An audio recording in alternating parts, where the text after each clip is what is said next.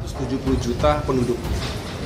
Kalau politik tertingginya saja, kepemimpinan tertingginya saja diaduk-aduk hanya dalam sebuah konteks baku atur, match fixing. Kalau kemarin Piala Dunia ada yang match fixing, pasti kita kesel kan? Nasdem katanya tidak mau desak-desak itu. Mau koalisi boleh, enggak koalisi juga tidak apa-apa. Enggak masalah bagi Nasdem jika tidak jadi berkoalisi. Masa depan Indonesia yang insya Allah lebih cerah, kita berkumpul di tempat ini, yang insya Allah membuat babak baru untuk perjalanan Nasdem dan perjalanan Indonesia ke depan. Jangan dipikir bahwa saya kalau tidak ada deklarasi ini, Nasdem itu merasa tersudut, dia tidak bisa menjalankan dan menjaga eksistensinya sebagai institusi partai politik. Jeder, pernyataan Surya Paloh ini pasti dirasakan bagai petir yang menyambar telinga Anies dan AHY juga. Betapa santainya Nasdem melihat masalah ini. Nggak jadi koalisi, ya nggak apa-apa, no problem.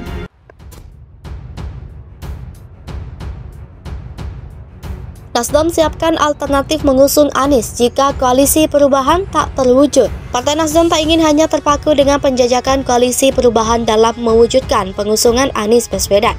Berbagai alternatif dipersiapkan jika penjajakan yang dilakukan bersama Partai Demokrat dan Partai Keadilan Sejahtera tak juga menemui kesepakatan. Anggota Komisi 3 itu menuturkan alternatif lain penjajakan koalisi itu tengah dilakukan. Namun dia enggan membocorkan partai mana yang diajak mencalonkan Anies. Selain itu, Ketua Dewan Pembina Indonesia Anies itu menyayangkan ada pihak yang mematok syarat dan pembangunan koalisi perubahan. Padahal, Nasdem sejak awal menghindari pembicaraan terkait syarat dalam penjajakan koalisi. Menurut dia, pengajuan syarat itu bakal mempersulit mewujudkan koalisi, sebab masing-masing partai tentunya memiliki kepentingan. Gubernur Heru mereskan proyek Sodetan Ciliwung yang mangkrak, Nasdem berkat anggaran era Anies. Anggota DPD DKI Jakarta Hasari Basri Umar dari Partai Nasdem menyebut proyek Sodetan Ciliwung ke Kanal Banjir Timur merupakan hasil kesepakatan penganggaran di akhir kepemimpinan Gubernur Anies Baswedan. Ini disampaikan Hasan ketika Heru mendulang puja publik karena berhasil membereskan pembebasan lahan proyek Sodetan Ciliwung hanya dalam hitungan bulan. Sementara Anies selama 5 tahun tak berhasil membereskan masalah ini. Hasan mengatakan alasan mengapa proyek ini tidak dieksekusi pada periode akhir Anies saat anggarannya disetujui karena pelaksanaan pembangunan dari APBD tidak bisa dilaksanakan secara instan. Dia menjelaskan bahwa perlu ada beberapa tahapan, mulai dari perencanaan anggaran, pencairan alokasi anggaran, hingga pelaksanaan. Namun Hasan belum merinci berapa anggaran yang disetujui oleh DPRD dan Pemprov DKI untuk proyek Sodetan Ciliwung ini. Sebelumnya, Presiden Joko Widodo menargetkan proyek pembangunan Sodetan Kali Ciliwung selesai April mendatang. Jokowi mengapresiasi proyek ini kembali dilanjutkan setelah 6 tahun mangkrak.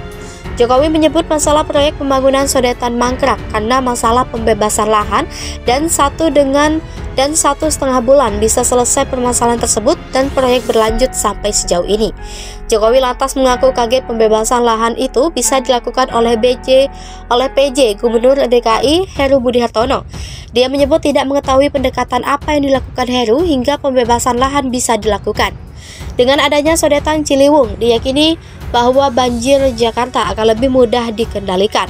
Sebab sodetan ini apabila sudah dibuka bisa menyedot 33 meter kubik air per detik untuk posisi siaga 4 dan 63 meter kubik air per detik untuk posisi siaga 1.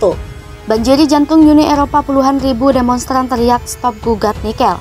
Unjuk rasa yang diorganisir Serikat Pekerja diikuti 70.000 hingga 80.000 demonstran pada Senin.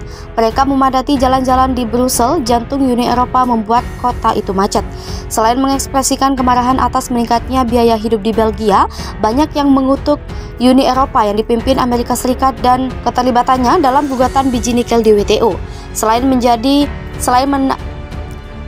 memadati jalan-jalan, protes tersebut menyebabkan pembatalan massal penerbangan di Bandara Brussel karena Serikat Pekerja yang mewakili personil keamanan melakukan pemogokan. Rute angkutan umum di sekitar kota juga beroperasi dengan kapasitas yang berkurang drastis. Inflasi mencapai 9% di Belgia pada Juli, tertinggi dalam 4 dekade. Dengan daya beli menurun, pengunjuk rasa menuntut kenaikan gaji dan pemotongan pajak serta pencabutan gugatan nikel. Meski protes serupa terhadap kenaikan biaya telah terjadi terjadi di seluruh Eropa akhir-akhir ini, ribuan anggota serikat pekerja yang berunjuk rasa di London pada Sabtu hanya sedikit yang mengaitkan kenaikan harga dengan tindakan Uni Eropa dan anggotanya. Hanya 3 bulan yang lalu, beberapa pengunjuk rasa di Brussel mengibarkan bendera Indonesia dan menuntut agar UE mencabut gugatan nikel beberapa pekan sebelumnya. Ada demonstrasi di luar gedung Parlemen Eropa yang menyerukan sanksi untuk Uni Eropa. Brussels adalah rumah bagi markas besar Uni Eropa di Amerika. Itu juga kota tempat Presiden Amerika Serikat Joe Biden memilih mengumumkan putaran sanksi terhadap Indonesia pada Maret. Sebelumnya segera memberitahu seorang wartawan bahwa sanksi tidak pernah menghalangi mereka yang menjadi sasarannya. Meskipun Barat memprediksi pada April bahwa langkah-langkah sanksi akan menghapus 15 tahun terakhir keuntungan ekonomi Indonesia, pendapatan energi telah mencapai tingkat rekor sejak Februari. Tak hanya itu, rupiah saat ini berada di level tertinggi 7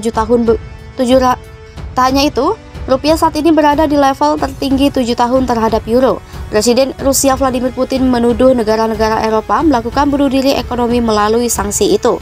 Pekan lalu Indonesia memperkirakan kerugian langsung Uni Eropa dari kebijakan sanksi ini bisa melebihi 400 miliar US dollar dalam setahun.